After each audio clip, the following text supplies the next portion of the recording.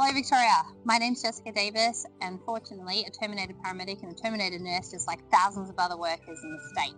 I'd like to introduce a new e-petition to the Parliament of Victoria called Review the Vaccine Mandate Imposed on All Workers. What is an e-petition? An e-petition is an opportunity for citizens to have a voice. It is a call for action. We need the Legislative Council and the decision makers to review the current vaccine mandates, the strict measures that are in place to date, taking into consideration that the state of emergency is declared over. We have high vaccination rates, we have high immunity, and we have healthcare workers that are burning out. So taking into consideration all factors, we need the decision makers to review the current situation. And essentially what we're asking for is for the COVID-19 vaccines and also the flu vaccine directions to cease immediately, and also issue a state directive to all the employers to reinstate the employees that were terminated because of the COVID vaccine mandates. How do we get this done? We need 10,000 signatures for a parliamentary debate. So let's go to www.aw4a.com.au, sign, share across the state, and let's get this job done.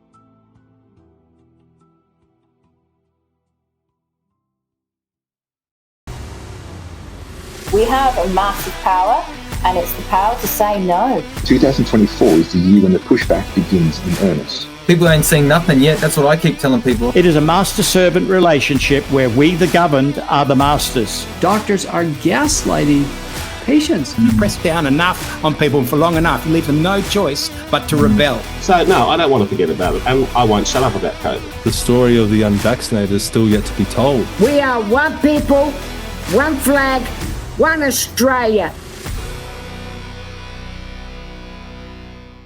Hey everyone, welcome back to another episode of the XCandidates. My name is Stephen Tripp, joined by Mr. Adam Zahra.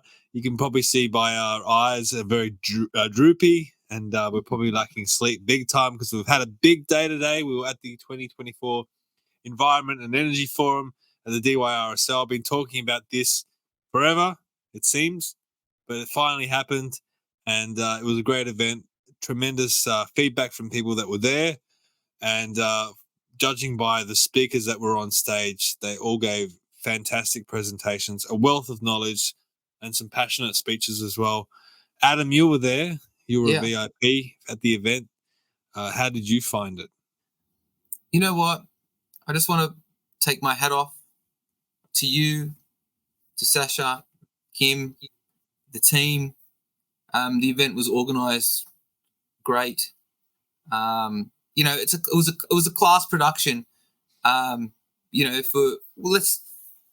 Reasonably like amateurish. Like we're all kind of still amateurs, I guess. You know what I mean? As in, we're amateurs, but it was a class production. Like this production we had the screen on the back. We had Stephen operating and hosting. It was smooth. It wasn't boring. There was plenty of things to do. It was a real class act. So I just want to put that out there, and I just, it was really, really good. And I think it's worth the money. If you get a chance to go to the next one, if another one happens and there's another one, I think more people need to come because, it's not a waste of money. You got a wealth of knowledge, like Stephen was saying, and it was a great show. And it was at a good location. And the people are friendly and everyone's talking and you get to learn from, what do you call it? What's the horse's mouth? You're hearing from experts. Yes, that's really important. So it was really good. So yeah, it was a good experience to be there today. And of course we had Dick Smith speaking along with a host of other speakers, including Senator Malcolm Roberts, Barnaby Joyce, Tony Irwin, Professor Stephen Wilson, Dr. Mark Ho. The three of those were part of a nuclear panel with our good friend Paul Vallejo. And Dr. Peter Ridd. Dr. Peter Ridd was there with the IPA. And also Katie McCallum, Jim Wilmot, and Grant Piper with Sandra Burke as part of the farmer panel. I think the other guy was Mark Lyons. I know he was a late addition, so I apologise for maybe getting his name wrong. But you got a chance to meet Dick Smith, Adam. How was that? Yes. You get to. I'm an '80s kid. Dick Smith was everywhere back in the 80s and 90s. I love you know? Dick Smith foods. I was so excited when he brought out Dick Smith foods, mate. Yeah, so just it just feels like you're meeting. We got an opportunity to meet people who, I guess, were a successful entrepreneur and look up to, and who have a bit of weight in the world, and common, that they have their feet on the ground as well. So they've had to build their businesses from nothing. They have to be political. They have to know what the work their magic between politics, people, and business. So to hear what he had to say was very interesting. I got to ask him a few questions about business myself, and and it was really good to speak to him, and wealth of knowledge, and you got to hang out with people that you want to be, not people who you don't want to be. So it was really good to speak to him. That's correct. I should let everyone know about Buy Me a Coffee. I didn't bring it up at the start because we're just flying by the seat of our pants tonight. But if you want to support us, as we say every week, please head to Buy Me a Coffee. You can chip in with a few dollars. Donate as much or as little as you like. It really helps us with everything that we're doing here. Helps pay for the stream and gives us a warm, fuzzy feeling inside. I do get a warm, fuzzy feeling. And it is an important thing. It's a little bit important because what happens is it keeps us going. It keeps us getting out, finding people to interview and getting you the truth. No one gets paid from this. So it's really important to know that we do it for the love. This is about a passion to try and make Australia great again. Yeah. And we're trying to just give you guys information and resources to pull. Somebody starts banging on about let's wind turbines. And you can go, well, I don't think they're very good for them. You're an anti-climatist and blah, blah, blah, and you're an idiot. You don't know what you're talking about. Well, wait a minute. You can go onto the XCandidates Facebook page or Rumble page or Twitter, whatever stream that you use, and go pull up the Professor Ian Plimer podcast. And within the first 10 minutes, okay, you're getting the information from a bloody genius who knows about this stuff. You talk about politics and that, and you can go and find one with Senator Malcolm Roberts on there, and you can hear from the horse's mouth what's happening inside Parliament House. No one got paid to do that. No one's here. You can look them almost in the eye, and you're actually getting the vibe from them, and that's how I get my information. When we speak to all these different people, it's and then the contributions that you guys provide us, it does make a big difference, and it does help us keep bringing this information to you. You can also support us by visiting our T-shirt shop as well. We need to start focusing on some more designs, Adam, but these ones here are already pretty good. So if you want to, it's another way of supporting us. And hey, if you do head to events like we had today, you can wear one of our T-shirts there. I think that would look fantastic. What do you think? That'd be good for a photo. That'd be good for the photo opportunity that we talk about all the time. How good was it, Stephen? You've been banging on about that photo. And for the what was photo it? Competition, the photo competition. Those results were drawn today, so congratulations to the winners for those. Yes, they were. So they win $1,000. Some of those photos are shocking of what is happening to our environment. Like for you people who are watching, that it's a scam. You know that what they are doing to the environment to save the environment is actually killing the environment, right? Like to literally clear cut. Okay, the Greens will complain about clear cutting 5 meters of trees next to a road. Hey, they'll complain if you go bushwalking, you break a twig or something like that. Right, but they're blowing up bloody hectares and hectares of prime forestry land with native species in there. And I mean, that was what was so important about hearing some other special guests that were on the panel, Jim and Katie. Okay, and I got to spend a lot of time one-on-one with those two, and peace to you guys, legends. Okay, so I look forward to coming up to your property, and I look forward to really witnessing what's going on with it. And I was thinking, Stephen, we should do a road trip up there actually, and actually do kind of like a live with the solar panel BS behind us. That would be actually really cool. That would be. I wonder if we can claim that on tax. Anyway, I'm just joking. But that would be looking for all the write-offs we can at the end of financial year. No. That would be It would be really, really good. And I just want to do a bit of a shout out to Jim and Katie. Like, you guys are legends, and thanks very much. Katie could have potentially been the best speaker. She didn't speak for too long. I think we might play a little bit of Katie so people can get a feel of the forum.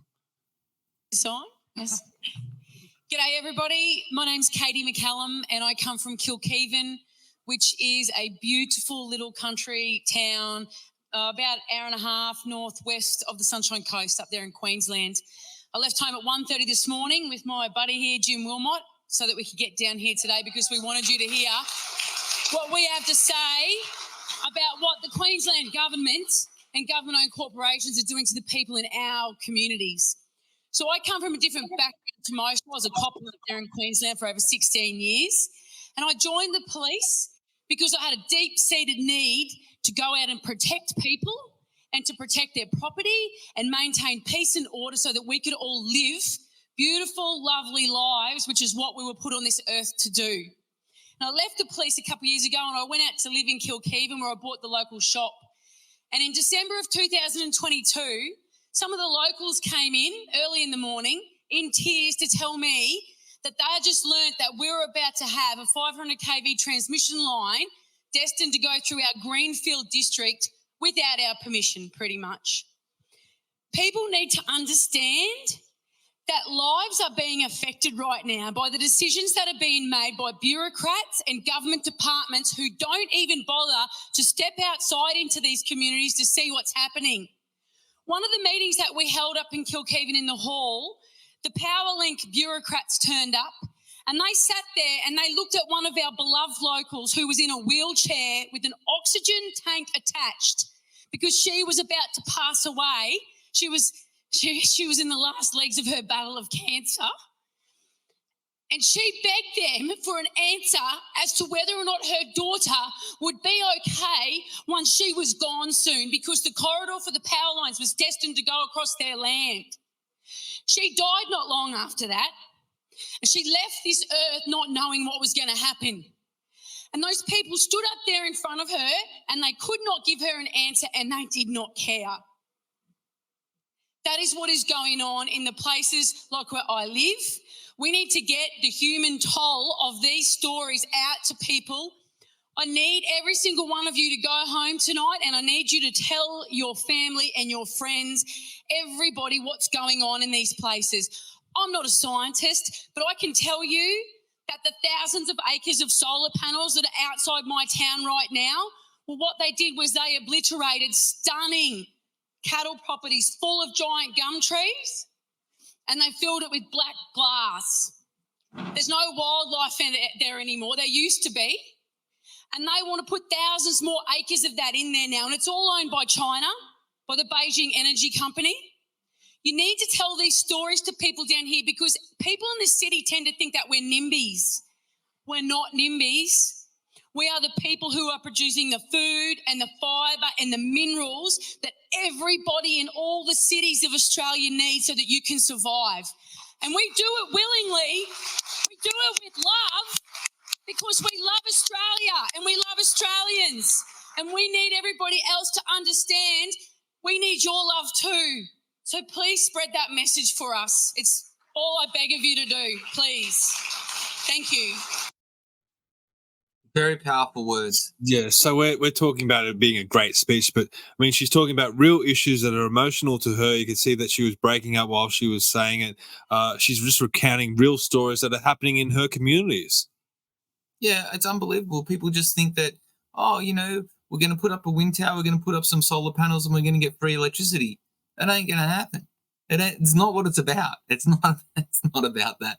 And I mean, just speaking, hearing the politicians and everyone speak about it today, that it's not for our interest. It's not for the planet's interest. It's for their back pocket interest. And we've been saying it all along. We've called it from the start. Since we've been doing this, we know that it's been BS. But the more and more that you look into it, it's just getting worse and worse. And it's affecting people's lives. And it is actually some of the stories that you heard. A standout story, Stephen, was that people are putting doonas and jamming pillows under their doors and putting doonas over their windows to try and block the wind turbine noise. So somebody was talking about it and saying that it's he was a farmer on a property and he didn't have any wind turbines on his property, but along his border line of his property. And he goes, in certain conditions, when the wind's a certain way, it sounds like you have the TV on and the vacuum is turned on behind you. Could you imagine if the wind was blowing at that angle for a few hours even, the kind of what that would do to your sanity and how it would break you apart? Drive you completely insane. I don't know how these people keep their sanity. Well, like it's really, I mean, it's really sad, and it's really sad that they feel helpless and they feel like no one wants to listen or pay them any attention. And if they do speak up, they're smeared by some certain elements of the media. So we can only do what we can to try and get their message out there and try and get it in front of people. I think people need to hear it and have a little bit of empathy. I know they think they're saving the world with these wind projects and solar projects, but there's some huge consequences that come along with them. And that's why they call it reckless renewables, because the rollout of these things is reckless. And we need to learn not to use the term renewables. Okay, they're unreliables. They're not going to work. They don't work. And again, it's been reiterated a few times to us through different speakers. There's not one modern economy powered solely by unreliable energy sources, i.e. windmills and solar panels.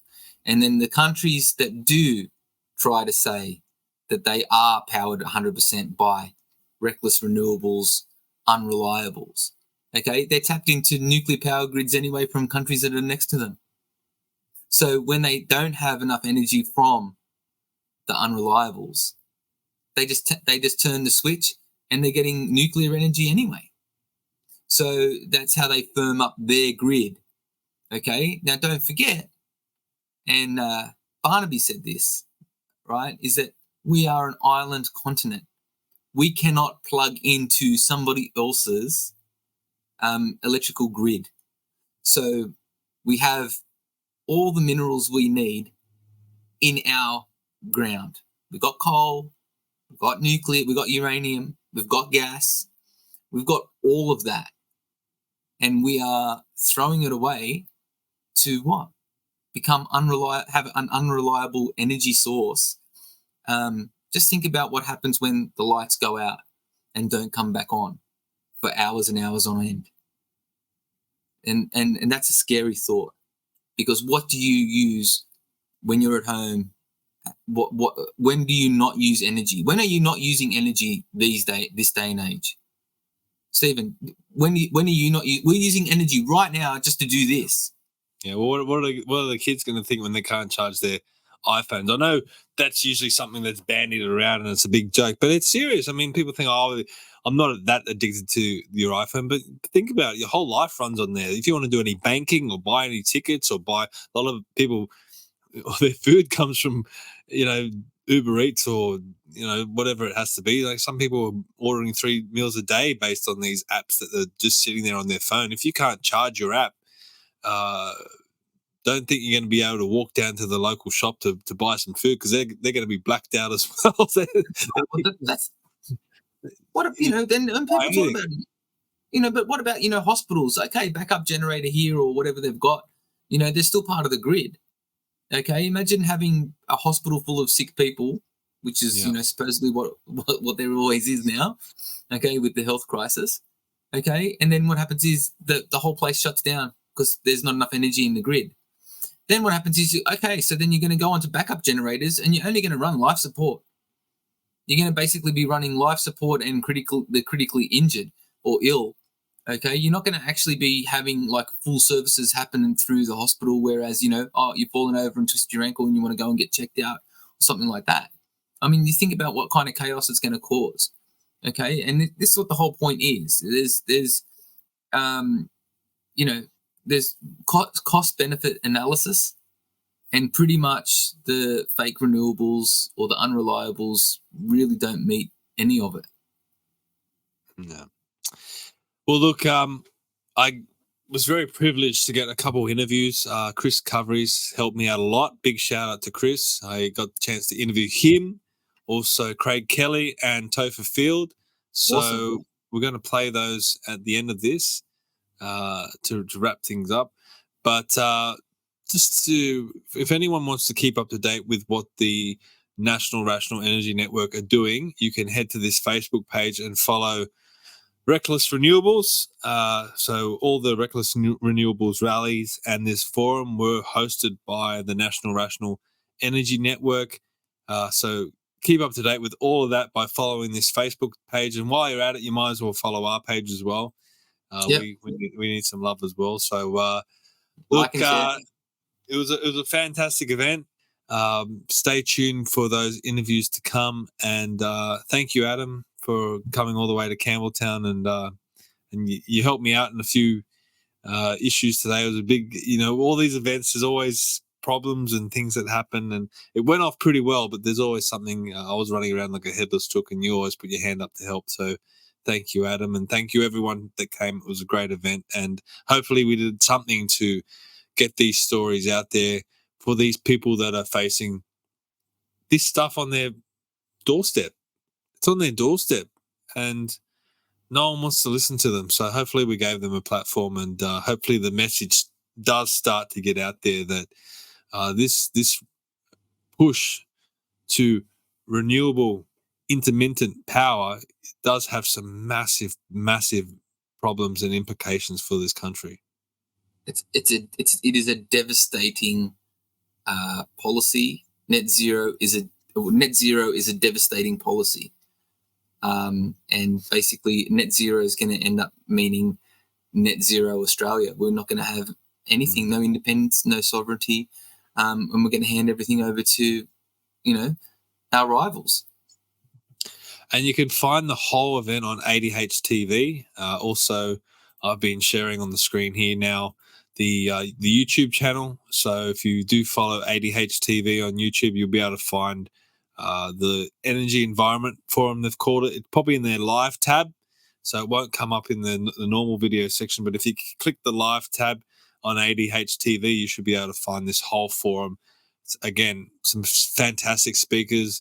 The nuclear panel with all the nuclear experts, that was fantastic. Dick Smith was fantastic. Barnaby Joyce was fantastic. Malcolm Roberts always blows it out of the park. The rural people we spoke about, the IPA spoke, and the Q&A at the end was really well hosted by Alexandra Marshall. Thank you to her as well. So stay tuned for a few interviews, but yeah, if you can find that link and watch the whole forum in your own time, I definitely suggest it. So thank you, everyone. Call over your skeptic mates. If you're on our side of politics, if you're on our side of, common sense, and you've got mates and all that kind of stuff who don't believe you, mate, put some beers, go and throw a barbie, put some beers on and put this on, and then have a discussion about it. Because it is on us. It's on all of us. Okay, we have to take responsibility. We talk about responsibility all the time, and making people accountable. Host a viewing party. Viewing party. Grab some mates wherever you are, whether you're out in the bush or in the city. Instead of watching the footy one night, watch this. Throw some popcorn at the TV if you want to, but watch it and have a damn conversation. What happened to robust political conversation? Stephen and I have robust political conversation all the time. Okay, I mean, we met through politics, And we do, and we talk about it all the time. We don't always agree on everything. We don't often disagree, but we don't always agree. Okay, and we like to just, have a bit of a debate and a bit of banter. And then, you know what? Why not? Why not do it over a couple of beers and have a friendly banter over something that, is so crucial? Okay, we all are accountable, and we need to be accountable for the decisions that we've all made by voting people in, by being an apathetic voter. It's time now to start actually banding together and getting people on board and start to change people. And the only way you can do that is by having conversations. So make sure you're having conversations with your kids at dinner, with your, once a week, just have a conversation. Say, I saw something on TV regarding, a politician talking about renewable energy. Saw Chris Bowen on TV. Geez, he's a bit of an idiot because, he's doing all this. Or you could say, you might believe him, or you might agree with what he's saying. Whatever it is, I'm not really that fast. I just think that people need to start talking about politics and don't be afraid. Don't feel like you're on the wrong side and that you got no one that believe you. There's plenty of people out there that are on your side, so don't be afraid to talk about this stuff. Absolutely. So that's enough for us now. As I said, I've got some interviews coming up, so stay tuned with Chriscoveries, Craig Kelly, and the fabulous Topher Field. So thank you very much from us for now, and we'll see you next time. See you later. Did you know they plan to build over 3,000 wind turbines on Queensland's Great Dividing Range? Over 3,700 kilometres of new haulage roads will carve through old growth forest. Destroying forests for industrial renewables makes no sense. It doesn't have to be this way. The intact biodiverse ranges of Queensland are no place for renewables. Take 2 minutes to learn the truth about the destruction they cause. Go to rainforestreserves.org.au. So we're here, we just finished the 2024 Environment and Energy Forum. It was a great event here at the DYRSL. I'm joined by Topher Field, who was one of our VIPs, and well, I felt very special when you called me a VIP until I saw that you had other people as VIPs, and I was like, oh, really? Do you want to be the only VIP? Yes, the only. No, honestly, it was actually a really high caliber event, and I came not as a speaker, which is actually quite unusual for me. I came because the caliber of people on that stage talking about such an important topic was so high that I was like, I'd be stupid to miss it. You're always interviewing people all the time, and you're probably up to date with a lot of this information. Was there anything that you learned that stood out for you? Look, it's nice to get some of the particulars, and to hear particularly what it is the stats and the data is always changing. Obviously, the people that live and breathe this stuff, they're staying up to date. Yep. People like me, I might remember back to an interview I did 6 months ago, but that's 6 months out of date now. Yep. So it's always good just to be refreshed, but also just to look around the room and realise you're not crazy. You're not some weirdo outlier on your own crying the end of the world is nigh. But that's what they want you to believe. That's right? That's absolutely. And I think the real value of this from a public perspective is get in a room of people that are very smart, very well informed, so incredibly well informed. They are on the absolute cutting edge of this, and they think that you're not stupid. Yeah. And they want you to feel isolated because they don't want you pushing back and holding events like this. They want you to feel like an idiot so that you shut your mouth and that you assume that everyone else knows better than you do. And fundamentally, that's how they thrive. We see this because they're so intolerant of debate. Yes. Why would they be intolerant of debate if they thought they could win a debate? They're intolerant of debate because they know they can't. That's right. So their primary strategy is to shut down debate. How do they do that? Make you feel embarrassed, make you feel ashamed, make you feel alone, so that you won't even have that conversation with your neighbour, much less push back against them. Exactly. Now, we had a lot of experts speaking, which was fantastic. But for me, the unsung heroes were the farmers and the community groups that came along. Did you get a chance to speak to some of them and view some of their information? Look, I'm going to level with you. I came a little bit late because I had a different event this morning that I had to speak at. So I missed those. I did, however, go through the exhibition area and I had a good look. And honestly, there is no substitute for on-the-ground truth, I guess is what you'd call it. These are the people that have the maps, and they don't have an abstract map. Oh, I pulled this up on Google Maps. They know the country they're talking about. That's right. And they can tell you about what's going on the ground. It's right through to offshore wind farms in front of Newcastle, in front of Wollongong, through to inland renewable energy zones with all of the just wanton environmental destruction. Nothing beats talking to the people that live on that land They love that land in a way that city people like me can't connect with. Yep. And they understand what's being done. And there is just no substitute for that kind of ground truth. Now you're part of the independent media, and you're vocal on a lot of these issues. But how do those community groups get their message out? Obviously, we had the event here today, and it gets out there. It was live streamed on ADH. What a question. But to get that to the mainstream, to influence the vote, how do we do it? I've lived and breathed this for 15 years, and I still don't think I have a good answer. Yeah. So let me answer by telling you about what I started doing. Well, actually, it wasn't quite 15. It was about 12, 13 years ago. I began talking about water and the mismanagement of irrigation water in the Murray-Darling Basin. Yep. Now, I was doing that as a city kid. I don't own land, I don't have water rights, I don't grow food. I was doing it because I believe it's an incredibly important topic that more city people need to think about and to know about and to understand. Yep. And really what we're seeing happening with the power lines being put through grazing land, with the solar farms just being put up all over farmland, wind farms being put up in beautiful wilderness areas, again, it's one of these issues that's out of sight, out of mind for city folk. So what I did with the water issue, and I'm not, maybe it works for this issue, I'm not saying I have a good answer, but this is what I did with the water issue, such as it is I connected it to food. And I literally started my video by saying, I like food. Can you tell? Yeah. I like food. We all do. Right? We all like we all food. Do. Yep. I like knowing that my food came from Australia, where there's food standards, there's high quality, quality control. I know where it's been, I know where it's come from, I know how it's been fertilized. Yeah, okay, we can argue over whether nitrogen industrial fertilizers are good or bad, but I know that it wasn't human feces. Yep. And food that comes from other countries, you can't be sure How anymore. do you know? You have no idea. And so I like food, therefore I care about water management and distribution in the Murray-Darling Basin. And I haven't found what it is yet for power. In some senses, power might almost be easier because people pay it out of their own pocket. There's a direct, tangible connection there with power. But somehow it hasn't, I don't think it's connected yet. I don't think we've really got through to people just how serious this is. I hope it doesn't have to get to the point where we've got blackouts happening regularly, multiple times a summer. But maybe we do actually have to get to that point, and then people will go, hang on, what's going on? Yeah, I know a lot of people are saying that, and they're almost hoping that we have blackouts so people do wake up to these issues. But accelerationism as a political philosophy, dangerous.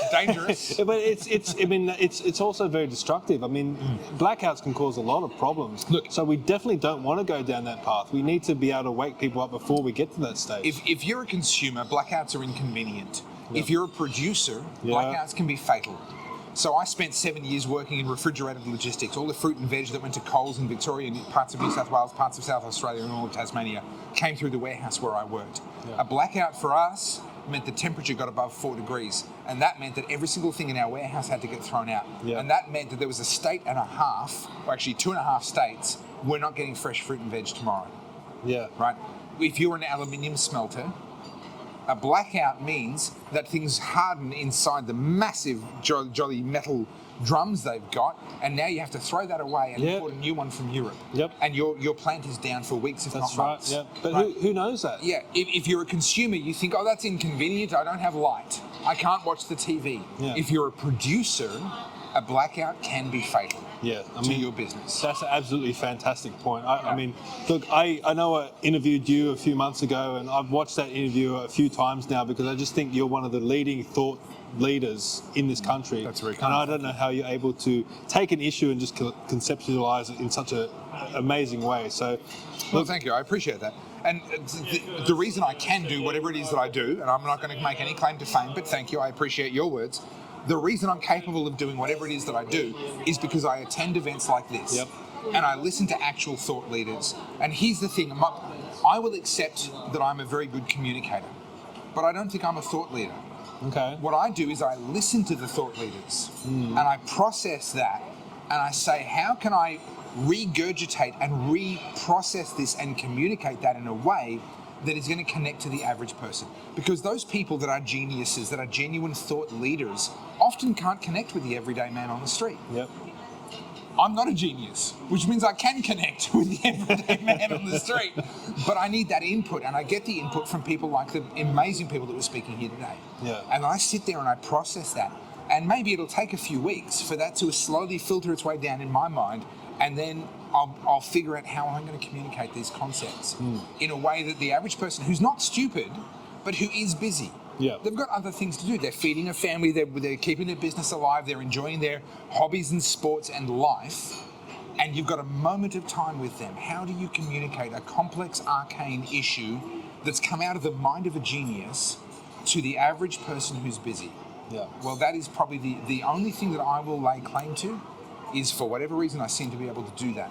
But I couldn't do it without events like today. That's right. It's almost like rock bands. You had the Beatles, and then the Beatles influenced so many other bands, Correct. and then they created their own music out of that, and different genres and everything like that. Yep. Essentially, what you're talking about doing is taking an idea and then putting out there in a different way. I'm the communicator. That's all I am. Yeah. Nothing more, nothing less. But I would have nothing to communicate. If it wasn't for not events for the like likes this, of Professor Peter Reid and I mean, I'm not going to try and name all the names because there's just too many. But we had an absolute smorgasbord of brilliant people, and they were bringing genius, whether intellectual genius from research and study, or just ground truth from having lived it and seen it with their own eyes right in front of them. Yep. And either way, I'm blessed with the ability to take that and communicate that. Well, look, thank you for coming today. Appreciate it. My pleasure. You know, we're planning to hold more events like this in the future, so hopefully we can get you involved in some of those. Yep. And we just need to keep getting the message out there and 100%. doing everything that we can. So, Stephen, appreciate it. A pleasure. Thank you. Thank you. And if you didn't catch the event today, you can watch it on ADH TV. Yeah. It was live streamed, but you can go back and watch the recording of it, which I suggest that you should do. So, thank you everyone for watching, and catch you later. We'll see you at the next event. Yes. Okay, so we're just finishing up the 2024 Environment and Energy Forum. I've got the National Director of One Nation here, Craig Kelly. Thank you for being part of this. You're on the Q&A panel. When you come to these events and you see all these experts here, and also the community groups, the rural community groups that came all this way to have to be into this. We won't give up. We're going to keep fighting. Don't you worry about that. Thanks. But does it frustrate you? Like, the national debate's just, I mean, it's dominated by people like Zahra Stegel. There's a lot of truth in that. We're not having a true national debate on these issues. See you guys. Take care. Look, thanks again. See you. Yeah. There is no national debate. Yeah. Our mainstream media is really letting us down in this aspect. This issue of renewables, integration in the grid, intermittency, it is quite a complicated issue. Yeah. And you really have to sit down with an open mind and actually go through the details. It's not something you can do in 2 minutes. I know I was chairman of the Coalition Backbench Committee on Energy, and it really took me a couple of years of full-time study to try and get my head around a lot of these concepts. So they're not easy. But we need to have this debate as a nation because we are making catastrophic decisions at the moment that are having very serious detrimental effect on our economy. Yeah. Where do you think this push is coming from? Like, why are we in this situation where we have these farmers out there that are doing everything they can to try and get their message out? They're not getting any traction because no one's really giving them a spotlight. We tried to do that today, and we're trying in other ways. But why is it that the renewable sector and all the money behind this, they get all the attention, and then the farmers who we should be protecting, they just get trodden on? What's the normal rule of thumb? Follow the money. Follow the money. Yeah. There is so much money, and it is all subsidies. It is all artificial markets. That's what attracts all these grifters and these rent seekers coming into these things.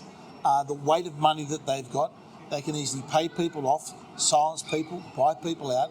And it's very hard for the small farmers that are having their lives ruined to actually push back against this. Yeah, that's right. But how do they push back? Because a lot of people, I mean, we heard stories today about people almost committing suicide. They're at their wits' end. I mean, what can we offer them? What can we say to them to help their situation? Well, I think firstly, there's no magic bullet. That's the first thing to say. There's no magic bullet in this. It's almost hand-to-hand combat. Convincing one person at a time. I think more and more people are waking up to these issues as they see their electricity bills, as they're being told all this cheap energy is coming into the grid, but their electricity bills keep on going higher. Yeah. And we're told that this will give us all this cheap, but we've got all these Australian industries and businesses closing down and moving offshore because energy in Australia is no longer competitive. So more and more people are seeing the actual practical outcome of these bad policies, and that is also helping to wake people up. Now, the coalition, every time they've gone to an election pushing back against this climate narrative, they've won. Until they said, no, we're going to support net zero. How do we get... Well, I mean, is there some way of getting them back on track, or do we need to look elsewhere? Look, firstly, you're right. When I first was elected in 2010, and in that period we had Julia Gillard as the Prime Minister, and she went, and remember she said to the public, there'll be no carbon tax under a government that I lead, right?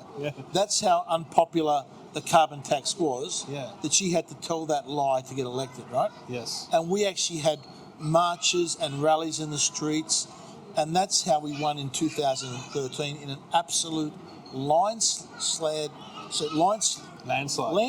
Yep. Absolute thrashing. Yep. We had more people. We had so many members on the coalition. They were sitting on seats. They were sitting over on the other side of the other benches on the other side. Yep. So we'd spread all around. That's how big a victory we had. How did you feel at that moment? Were you overjoyed? I thought this people could see that all these carbon taxes and these things were so detrimental. But what happened? We fought the debate. We won the debate. We got into government.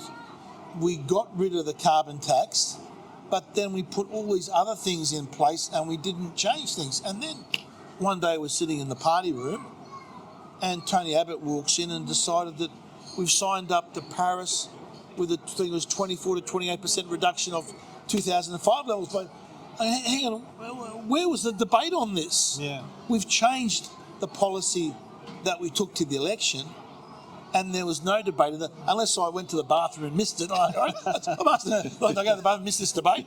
But there was no debate in the coalition party on changing the policy. So then all of a sudden, after campaigning against the carbon tax, winning in a landslide, we then changed policies midstream and went and signed up to Paris. And the same thing happened under Morrison. Yeah. Again, we went into that 2019 election not to agree to net zero. So you had the Labor Party saying, yes, we want net zero by 2050. We went into the election saying, no, we're not going to do that. And again, sitting there in the party room day, Scott Morrison comes in as the Prime Minister and announces the coalition's now agreed to net zero by 2050. Yeah. These policy changes were never, ever debated by the coalition. So I can understand why people are very suspicious about if you re-elect a coalition government whether actually going to do anything. That's one of the reasons why I left. Because if we're going to do something, it's got to be through the strength of the minor parties. Now, I'm hopeful through One Nation, through the great work of Malcolm Roberts and Senator Pauline Hanson. They are leading the charge in this. They are leading the opposition. They are out prosecuting the case every day in the Parliament, how detrimental this net zero nonsense is and how it is a nonsense. Yeah. Right? And like, if we go, just say you believe that it's important that carbon dioxide works as this little control knob, right? Yeah. That you can dial up bad weather, and if you get the CO2 levels right, that'll set the right. China's not doing it. China says, oh yeah, you guys get to net zero by 2050 and we'll get there by 2060. Yeah. Like, trust us, guys, right? Like, come on. We've got, 21 gigawatts of coal-fired power left.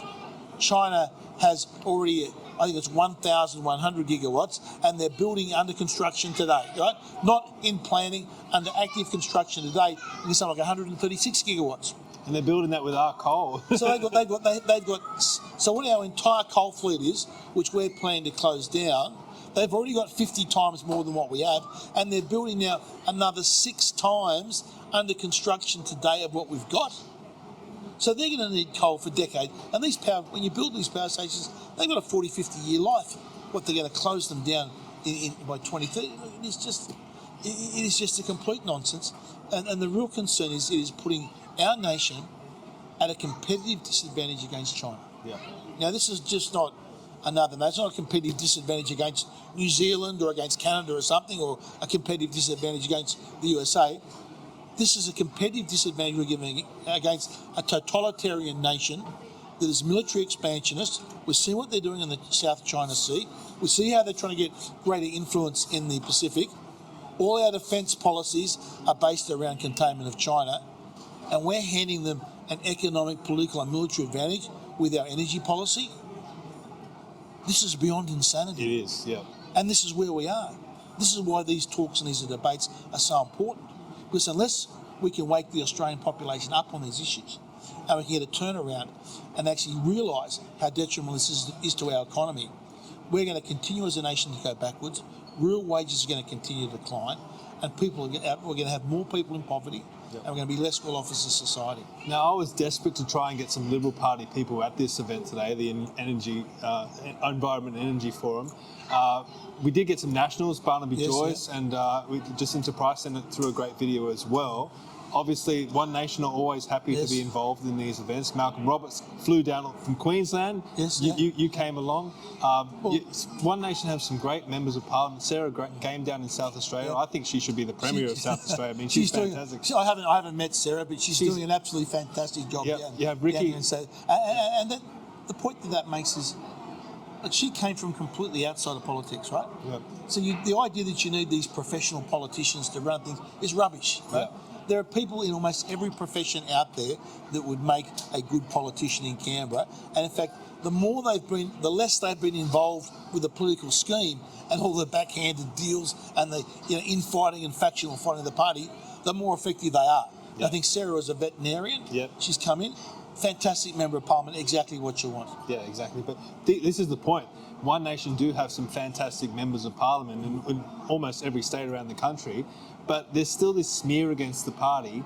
With an election coming up, how do you appeal to voters who may be disaffected Liberals, or maybe they're even disaffected Labor voters? What do you say to them to get them to have a look at One Nation, look at the policies, and potentially vote for the party? Well, I think that what we just say to people, there is no difference on the really big issues of this country that we're facing, right?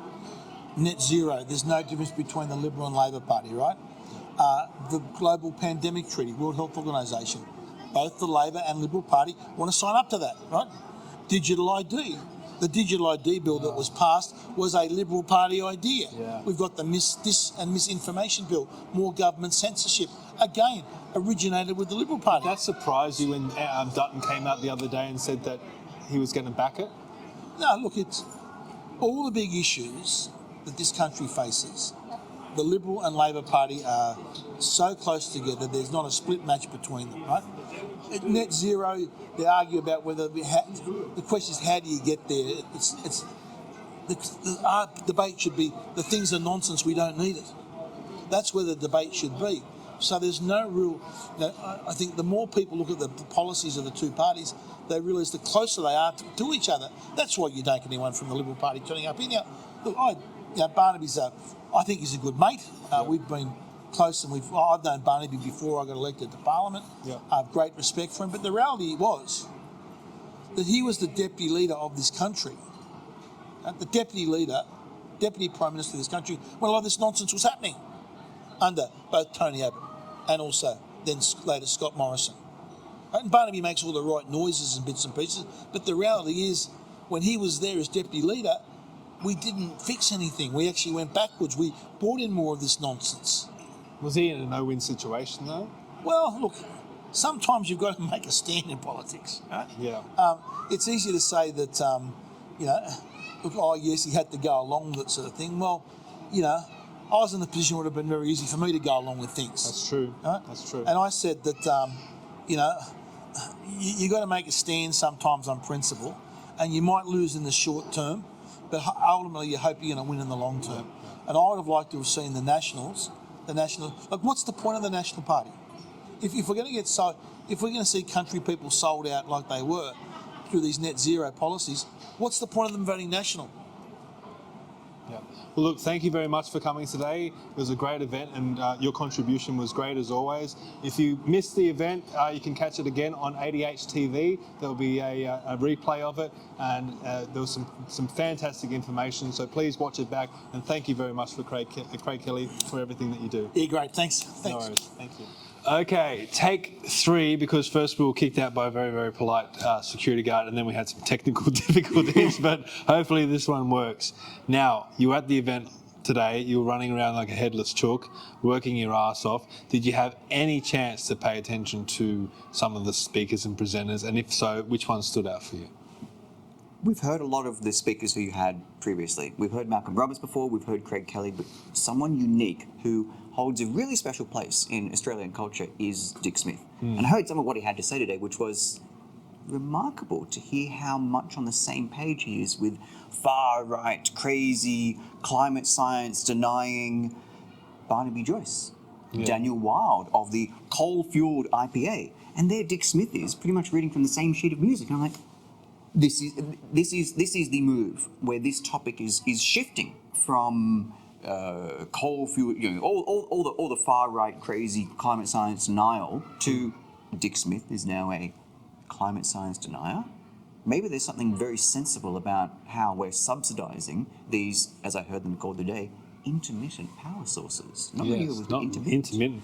Now, Malcolm Roberts spoke first, and instead of attacking Barnaby Joyce or Zahra Steggall or Kylie Tink, he went after Barnaby Joyce, who was another speaker. And Barnaby wasn't there at the time, right? Do you think that's helpful that the right attacks each other, or is it understandable that Malcolm is attacking the National Party, essentially saying, hey, why are people voting for the National Party if they're just going to go down the wrong track when you can vote for One Nation instead? Your conference is about subsidies for intermittent power sources, and those intermittent power sources were said to supply 100% of Australia's power by 2050, or is it 2030? Whatever the Nationals 2035 is the target of the Teals. Yeah. And the Nationals said, a little proud, I believe, said, we're going to do it. Maybe he's backtracking now, post-election, but they'd gone on board with the same thing in the lead up to the last election with Scott Morrison. Why shouldn't they attack the party of 100% intermittent power source subsidies? I mean, if it's pretty much the same as every other party. What is the difference between the Nats and the Greens? If they don't attack that at your conference, which is entirely about this purpose, well, are we hand-holding here, or are you trying to drive towards a question over the $1 trillion subsidies for intermittent power sources? Now, I think some of the unsung heroes of today's event were the farmers and the community groups that were there, showing everyone their information, their images of what's happening in their rural communities. But it's so hard for them to get their message out to a wider audience, especially people in the city who have no idea what's going on out there and probably don't care a lot of the time. They're focused on their own lives. How do we get those images out there and that message out there? When you don't have money behind you, you have an event like we did here today. Look, the audience was fantastic, but a lot of them are the same crowd that go to all of these types of events. They're not new swing voters who may be influenced to vote a certain way. Basically, a lot of the people that were in there today were on board. How do we bring this message, which is powerful, to a wider audience? The message you're talking about is hard for these farmers who are most affected by it because they're not connected with inner city influencers, from marketers, advertisers, content creators, and the editors, the all important people behind the lens that then produce this. They have phones like every other TikTok star in the city, but what they don't have is the rest of that blossoming network. They don't have the same people and stimuli that whenever you go to Darling Harbour, you see the TikTok dancers doing their thing. You're not seeing that in Ningan. They're just not within that same kind of influencer group. They need to connect and reach out, and it's up to them. It really is up to the farmers of way past Cobbity, way past Yass, to reach out to creators and influencers like yourself, and say, hey, we've got stories to tell. And I want to refer back to Clarkson's Farm, which is an absolute hit on Amazon, and you'll find it other places as well, that it takes a pretty dreary form of what would be having a farm, and there is a demand for it, because there are millions of stories of Jane from marketing, product manager at Google, getting her chai latte in the morning and going to her yoga and getting her avocado toast and whatever her sessions are. We are hungry for the stories of the people who produce our food, who live on this land, and we don't see them enough. And there's a huge gap for that. They've just got to reach out to influencers like you and say, hey, I've got a story to tell, and be ready for the work it takes. Well, that's what we were talking before we had the technical difficulties. If you do have a story and you'd like us to try and do something about it, we can't promise the world, but Chris is fantastic with photography and images and taking content and creating something out of that content. Obviously, I have a platform with a podcast, and we could try and get connections. If you have something that's happening in your part of New South Wales or part of the country that you want to get out there, contact us. As I said, we can't promise the world, but we will try and do something. Both Chris and I have busy lifestyles. Zahra has a busy lifestyle with work and family commitments and everything like that. But if we can fit something in, we'll try our best to try and get it out there and try and create some sort of hype or eyeballs or something. I will help train people in what the process is of taking raw footage, and turning your story into something that is edible. Just like you take a raw piece of land, same it is with raw footage and turning it into a story. I'll help you do that. I'll train you how to do it. Well, they need help because I was talking to Grant Piper before, and I asked him how long it took him to come out to Sydney today, and it took him 5.5 hours. And that's time he has to take away from his farm when he should be mending fences and fixing some of his material and just the day-to-day stuff that gets lost because there's only so many hours in the day to be able to do a lot of these tasks. So he has to do the important tasks first, but the equally important tasks that may not be as urgent, he has to put on the back burner to come and fight this fight here in the cities. So a lot of these farmers are incredibly time poor, so they need all the help that they can get. So much of the topic you held your conference on today, which was one of the most significant conferences in the entire year in your issue, which is about subsidies, 100% subsidies for intermittent power, trillions of dollars worth that these farmers are seeing disappear in front of them while their agricultural subsidies also melt away to fund them. But putting that aside, is that the media narrative is that these are IPA, coal-funded, Gina Reinhart associated mining speculators. Where is that money? Where is the coal money going? It's not going anywhere behind people. I haven't seen this many flanos around since I was at least a few hours out of the city. Yeah. I'm still coming to terms with the fact that these are farmers who care about this. This isn't some mining lobby. But we had down the road this morning was a net zero conference. It was backed basically by renewables industries. With money behind them, money to put on events like that and to influence the local area. We ran this event today on the smell of an oily rag. I'm sure the Guardian's going to come up with some story tomorrow about how we're coal funded. I'd love to see some coal money. It would be fantastic. We could do so much with it. But it's just non-existent. You notice the Guardian didn't speak with any of the attendees. Not once. I shadowed him, I watched him. He didn't speak with not one of them and asked them the story. But putting that to the side, you're talking about the net zero. Again, government funded. Yeah, it's an uphill battle. You don't have the same funding there. Well, you spoke about the Guardian. I'm sure that their articles are pretty much written by the time they get here. They're just looking for the little tidbits that they can throw in there. It always stuns me at these events where you see reporters rehearsing their lines an hour after it happened, and I just go, how are you positive? I wouldn't know how to kind of do that unless I'm doing like a next day recap. I don't know how you write a script for something that's just happened. It leads into their lines are already written. How are you reading these lines? Where are they coming? Did you write them? So yes, it does happen, and maybe it was just there to kind of get what he needed. But. Now, I know I said this before, so it's probably not going to have as much of an effect, but I just want to let you know that I'm appreciative of everything that you do. You're running around today, working your ass off. You won't get too many thanks out of it, but at least I can thank you, and I'm sure you're going to have some great images of everything that took place today. We'll try our best to try and get the message out there. And if you didn't catch this event, head to ADH TV, rewatch it. It should be up there. We'll also post it to the Reckless Renewables Facebook page. Follow that Facebook page because that's where you'll be able to keep up to date with everything that NREN is doing. They've hosted the Reckless Renewables rallies in the past. We did the forum today. There'll be more events coming, so stay up to date on the Reckless Renewables page. But back to you. You do fantastic work. You never get any credit. You're always out there on the front lines. You're showing what's really happening without the spin. I mean, you have your own viewpoints and you express those, but you're not taking that footage and editing it. Most of the time it's live streamed. It's what's really happening in the flesh. Look, I think we spoke to Topher Field before, and I said I felt that Topher was a thought leader. Well, I think you're almost a leading member of the independent media here in Australia. There's not too many of them, but the stuff that you do, you never get any thanks.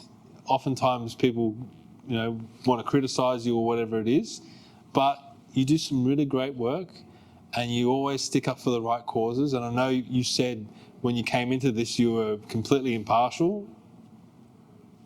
I have my biases, but I try and present what I try and present. Well, you told me that always. your biases came up more the more that you did this. Yeah, I came into it impartial. Yeah, no, not anymore. I tried to come into it impartially, but no one else is, and it just makes you vulnerable. If you try and stay unbiased, it just makes you're just vulnerable to absolutely everyone. So I retain my bias in it, but I have to present. My job, I view it, is to try and present an impartial vision, an impartial product. Yeah. But I absolutely have my partiality. So you got your YouTube, Chriscoveries. You're also everywhere on social media as well, Chriscoveries. If people want to see footage of today, or they want to see your photography, which is always top notch, way better than anyone else. But if they want to catch it, you're going to post it on your. I will be. Yeah. Okay, awesome.